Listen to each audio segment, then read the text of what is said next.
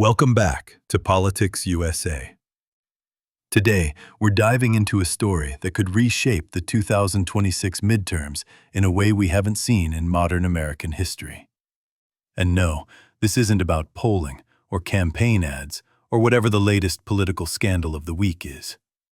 This time, the plot twist is coming from the Supreme Court, and what happens there over the next few months might change how elections work for the next decade.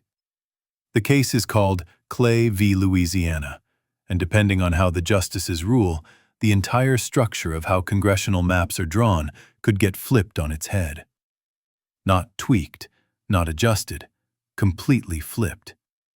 To understand why, we have to talk about Section 2 of the Voting Rights Act, one of the last remaining tools that prevents states from drawing maps that weaken minority voting power.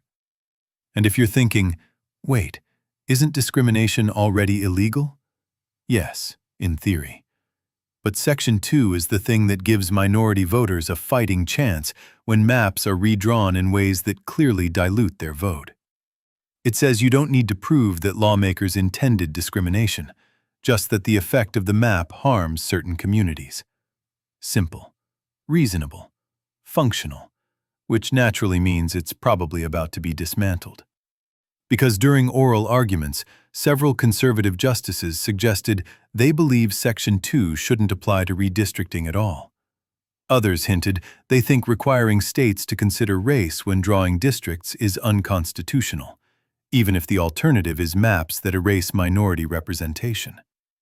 Stickman drawing a map draws a snake-like line. Totally fair.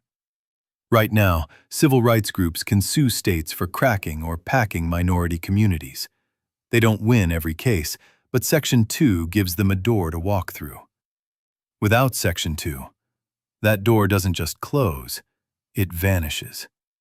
Because then, challengers wouldn't just need to prove harmful effects, they'd need to show lawmakers intended discrimination.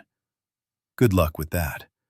Most politicians can't even admit they intended to eat someone else's sandwich in the office fridge, let alone admit to manipulating districts. So what happens next if Section 2 collapses? Let's start with Texas, because of course we do. Texas already passed a mid-decade map redraw that transformed several competitive or Democratic-leaning districts into safe Republican ones. Cities were carved up like puzzle pieces made for someone who failed geometry. Civil rights groups sued immediately. But if Section 2 dies, those lawsuits disappear. The maps stay. And Democrats could lose multiple seats before anyone even files for candidacy. Now jump across the country to California. California saw what Texas did and said, "Oh, so this is what we're doing now?" Prop 50 could let Democrats redraw maps too, creating several new blue-leaning districts. Stickman Blue and Stickman Red competing with giant pencils like swords. And this is where we enter the next phase, the national gerrymander arms race. Red states will redraw aggressively, blue states will counter, and the Supreme Court, intentionally or not, will have unleashed a map war where the only limit is how far each party is willing to push. The problem? Red states are gaining population faster, meaning they have more seats to play with.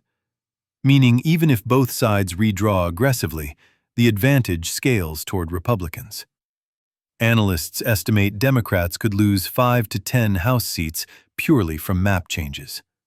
No campaigns, no debates, just lines. And that's not the only shift happening. While the Supreme Court is reconsidering the Voting Rights Act, the Trump administration has been consolidating federal power with surprising speed. The DOJ is bringing fewer cases that might embarrass the administration. ICE raids have surged nationwide. Protests are being met with a heavier presence. And Trump casually references the Insurrection Act in interviews like it's a loyalty card he hasn't used yet. So don't forget, I can use it. Stickman narrator pauses. Comforting. So you have two things happening at once. The legal framework that keeps elections fair is being stripped down. The federal government is centralizing authority in ways we usually only see in textbooks about fragile democracies. And that combination is what makes the 2026 midterms so unpredictable.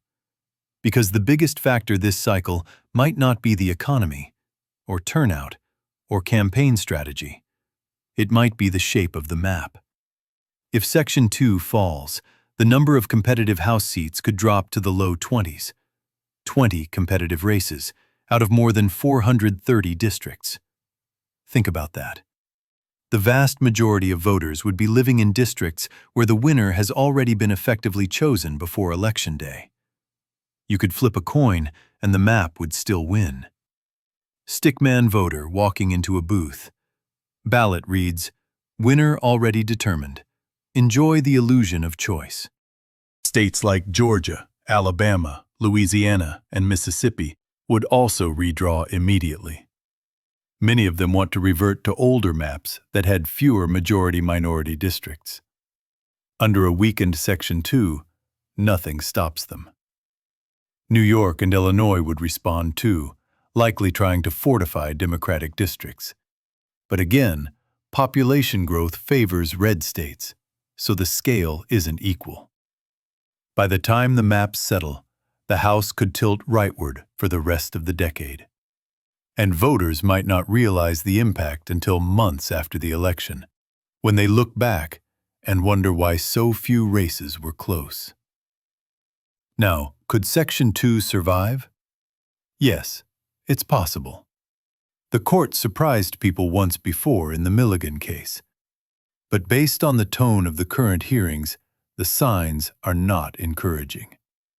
If the court rules that Section 2 doesn't apply to redistricting, we cross a line the country hasn't crossed in over half a century.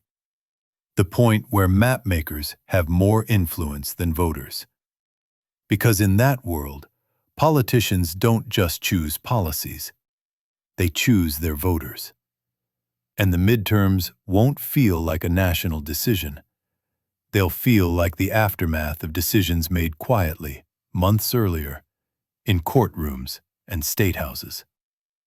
And that's how the Supreme Court could flip the 2026 midterms upside down. Thanks for watching Politics USA. More videos coming soon. Take care.